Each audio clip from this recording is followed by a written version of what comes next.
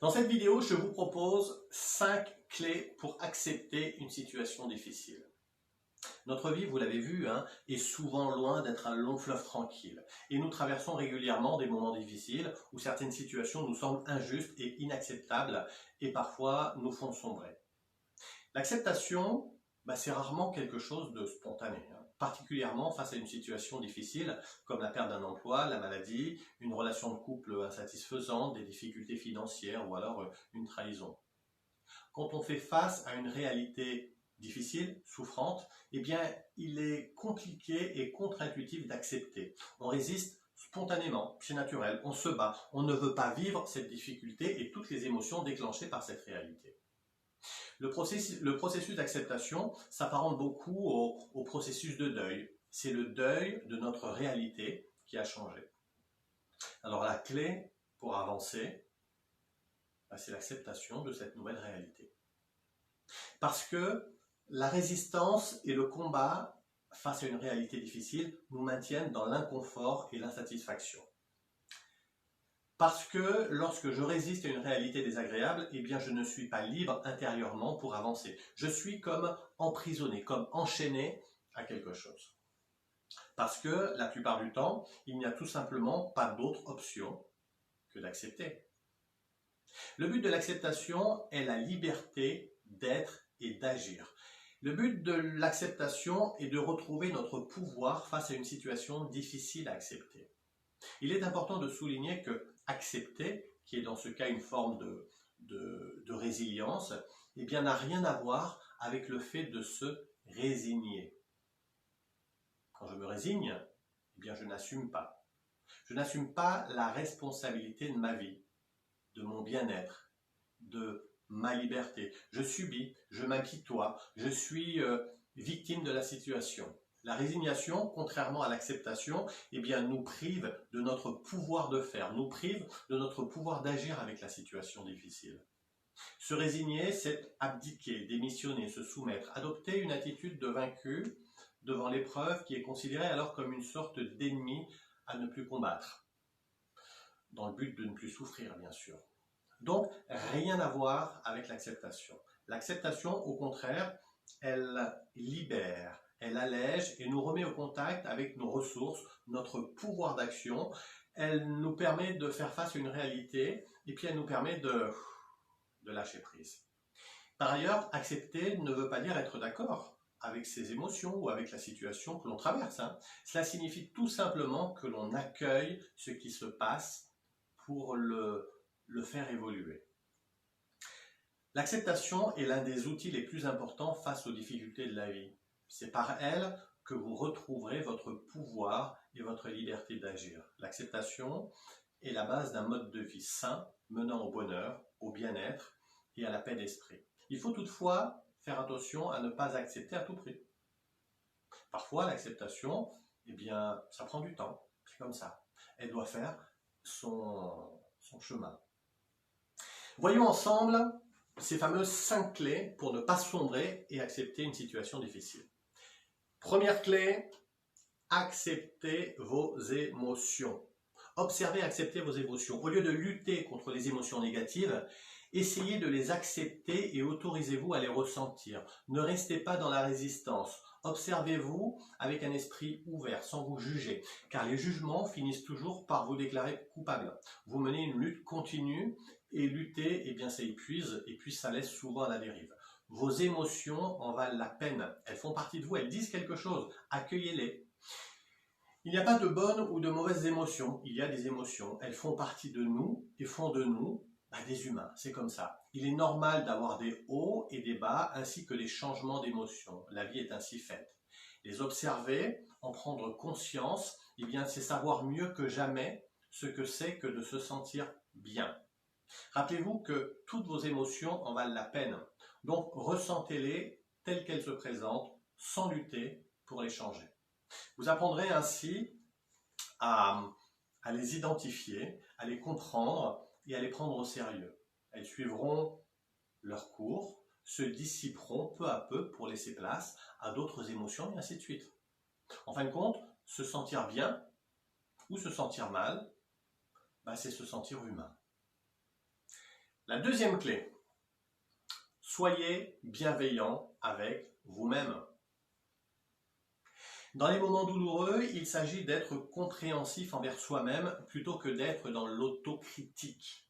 Le principe est d'avoir plus de considération pour vous et de sentir que vous avez de la valeur, quel que soit ce que vous faites, ou alors quel que soit ce que vous ne faites pas d'ailleurs. Il s'agit d'envisager sa propre expérience, son propre vécu dans une perspective plus large, commune à d'autres personnes. Rien à voir avec le fait de minimiser ce qui vous arrive. L'idée est juste de prendre conscience que vous faites partie de la communauté des êtres humains.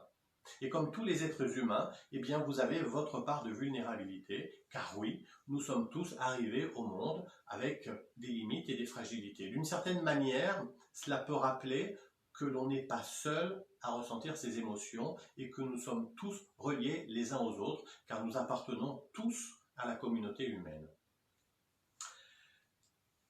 La compassion pour soi favorise une meilleure estime de soi, une meilleure image de soi, une meilleure confiance en soi. On ressent moins d'émotions déplaisantes comme la peur, la tristesse ou la colère, et un plus grand bien-être afin de mieux soulager sa propre souffrance. Troisième clé, ne tombez pas dans le jugement de l'autre. Quand ça va mal, on ne comprend pas, on n'accepte pas. On n'a pas envie de souffrir et on cherche un bouc émissaire à notre mal-être. Mais reporter la faute sur l'autre et le juger est un moyen de ne pas se confronter à nos propres émotions. Alors le but, bien sûr, c'est de limiter notre souffrance.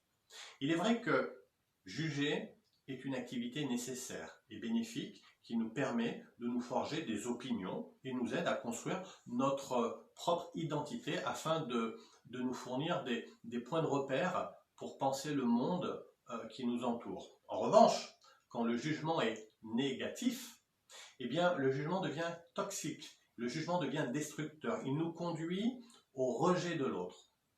Le jugement est une spirale addictive. Plus nous ressentons de l'inconfort, plus nous jugeons les autres pour anesthésier ce sentiment désagréable que l'on a en nous. Nous nous focalisons sur les défauts des autres pour éviter d'affronter notre manque d'estime de nous-mêmes et puis pour nous rassurer. Au cœur du jugement, l'ego, avide de reconnaissance et d'amour. Qu'est-ce que je vaux? Rappelez-vous, plus on juge l'autre, plus on doute de sa propre valeur. Quatrième clé, reprenez le pouvoir sur vous-même. Ne subissez pas, soyez fort. Rappelez-vous que la douleur est une partie inévitable de la vie et que les expériences positives n'ont un sens que parce que les expériences négatives existent. C'est le contraste entre deux choses qui leur donnent un sens. Comment dirions-nous que nous sommes heureux si nous n'avions jamais été tristes auparavant? Vous avez le droit de vous sentir mal, vous avez le droit de pleurer et d'accorder de l'importance à certaines situations. Évitez de vous flageller avec des pourquoi qui n'auront pour conséquence que de vous culpabiliser et de vous enfermer encore plus dans la noirceur de votre mal-être. Dans ces situations difficiles, avec les pourquoi, vous cherchez en vain des réponses pour moins souffrir. Préférez les comment, des verbes d'action. Comment je vais faire? Qu'est-ce que je vais mettre en place en œuvre pour avancer, pour m'en sortir, pour agir? Le comment oriente vers de l'action, vers du dynamisme, vers une démarche positive et constructive. Bien évidemment, accepter et respecter ne signifie pas se résigner sans rien faire. Cela veut dire se donner le temps et l'espace dont nous avons besoin pour trouver le bon moment pour que l'émotion apparaisse. Après une connaissance parfaite de nos sentiments, nous pourrons évaluer s'il y a quelque chose à faire pour améliorer la situation. La douleur finira par s'estomper, les émotions positives réapparaîtront et alors il sera encore plus important de mettre en pratique tout ce que nous avons vu un petit peu plus haut. Cinquième clé, faites preuve de discernement entre ce qui dépend de vous et ce qui ne dépend pas de vous.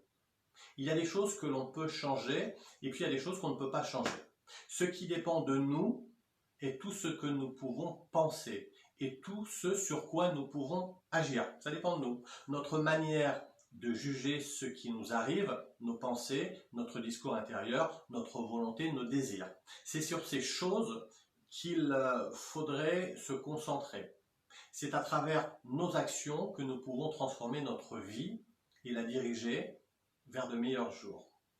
Ce qui ne dépend pas de nous et ce qui est à l'extérieur de nous, les actions des autres et ce que le sort décide.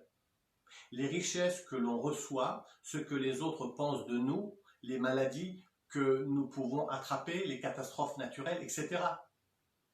Si c'est quelque chose de mauvais qui nous affecte, nous n'y pouvons rien. Ce n'est pas nous qui l'avons commandé. Alors il faudrait arrêter de se lamenter, d'angoisser, de maudire et penser plutôt à ce que nous pouvons faire dans le présent pour avancer et s'en sortir. J'espère que vous tirerez profit de ces 5 clés pour sortir d'une situation difficile. Rappelez-vous, l'acceptation, c'est la clé pour aller de l'avant. Le but de l'acceptation est de retrouver notre liberté d'être et d'agir face à une réalité à laquelle on résiste. J'ai besoin de respecter mon rythme pour accepter.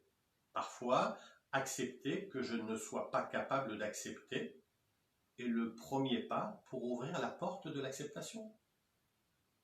Souvent, pour avancer sur le chemin de l'acceptation, j'ai besoin d'accepter que pour l'instant, je suis incapable d'accepter. En ce faisant, je sors de la résistance et cela m'ouvre la porte de l'acceptation. La sagesse, c'est l'art d'accepter ce qui ne peut être changé, de changer ce qui ne peut l'être et surtout de connaître la différence.